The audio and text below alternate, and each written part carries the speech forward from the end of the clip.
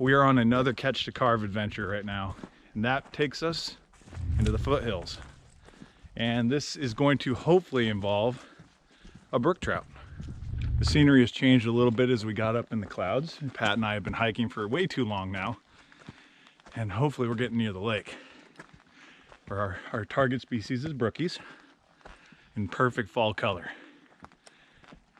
Hopefully the lake's not dry, but it's turning out to be a really pretty hike though, and good day to take off of work.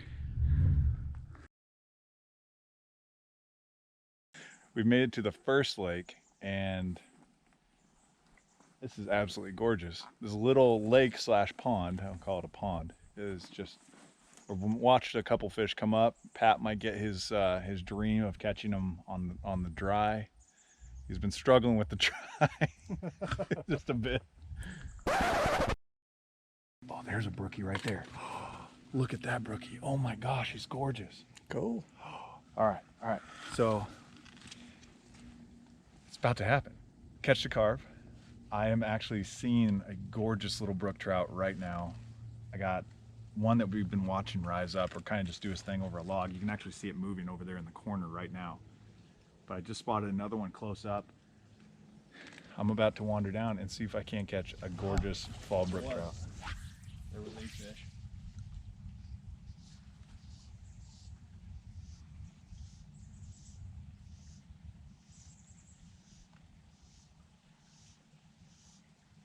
Got him. Look at the color on this thing. Oh my goodness. Oh, beauty. Oh my goodness. Look at that.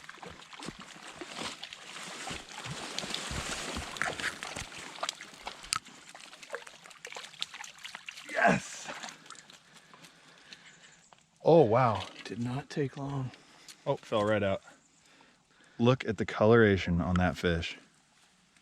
Is that not the most beautiful fish? Absolutely gorgeous. He's waving at you. I think it was best sound ever. Second cast of the day, maybe third. I got it done. Beautiful trout. Hopefully this is my carver. If not, that means we got a bigger one. So let's release this beautiful trout right now.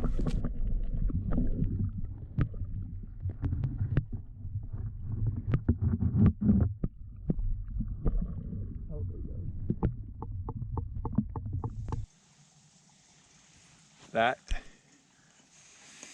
is a beautiful trout not far from home. Oh.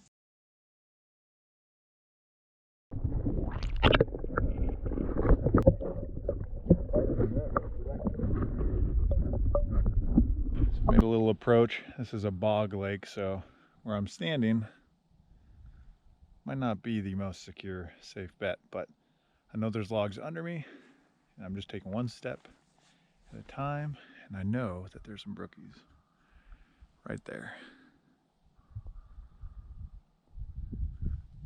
Let's get one. And Pat gets to work on this. Oh, look at that fish.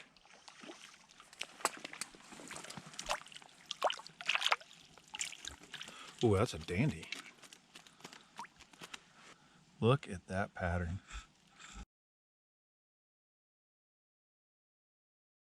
So we spent a couple hours on this awesome little pond behind us. We had a great hike in, great fish. Pat did some work with the dry fly. I did some work with a little Prince Nymph pattern.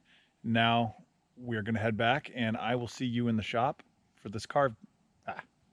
Cut. Now I'll see you in the shop for the carve segment of this video.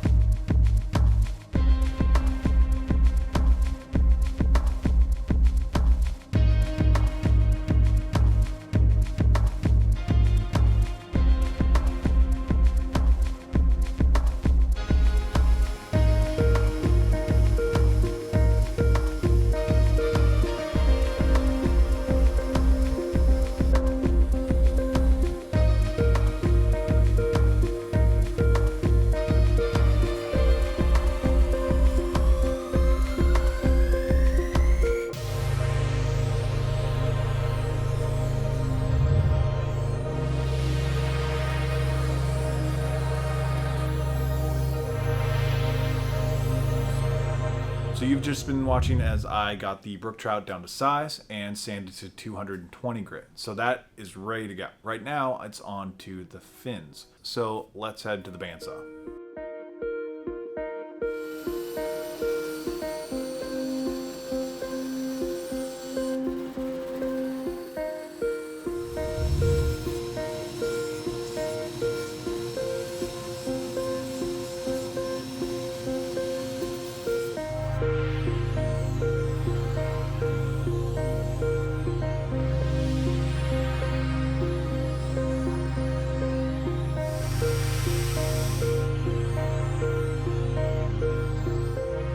Had a minor oopsie.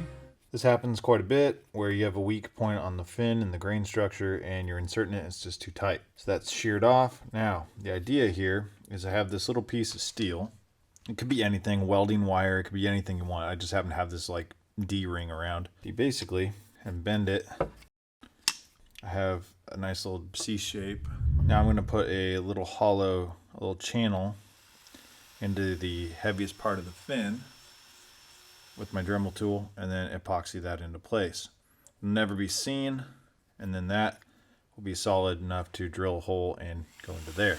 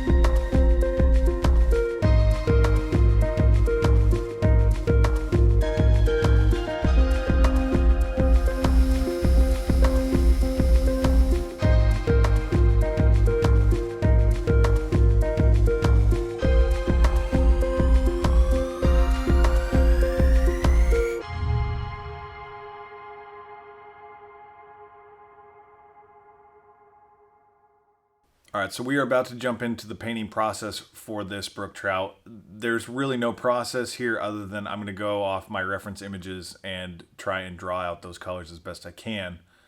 Now, I haven't touched this carving in a little while since I have been working on the table that it will live in, and that was kind of dependent on, the carving. So I worked on the table, which I will have a full build video, and I will link it up above here. Now, you can check that out shortly. It's really cool. I love how it turned out, and I will now show you the painting process. Not the whole process. This is going to take a while, but most of it. Let's go.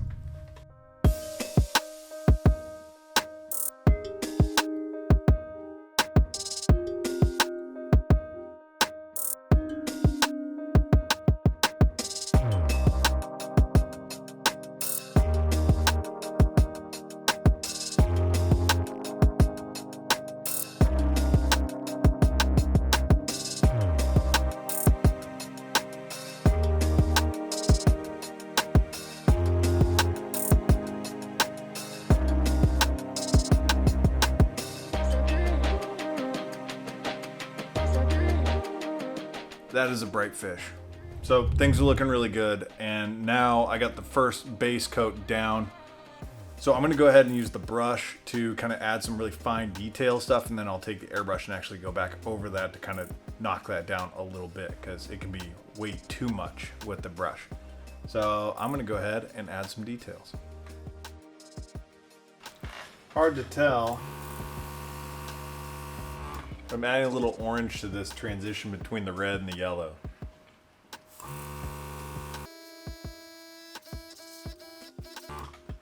I swear it's there. I swear.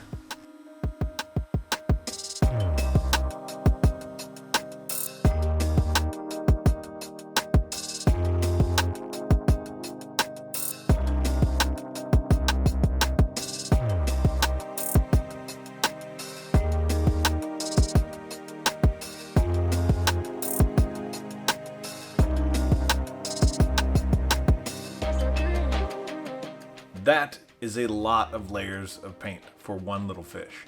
So I basically have this thing ready to go. There's some little fine details I'm gonna do, like scale details, which I'll show you here in a little bit. But I'm gonna try another technique with some colored pencils to kind of accentuate parts of the fish a little more detailed, and then go over it with the clear coat. I've never tried that before, so I'm not gonna actually show you that part unless it totally rocks and works, because I'm not obviously good at it. So when I can perfect it a bit, I'll see if it works, and then I'll share it with you. But right now, I'm gonna go ahead and add a little more detail to this, and then I'll show you the scaling detail, little tiny spots, and finish.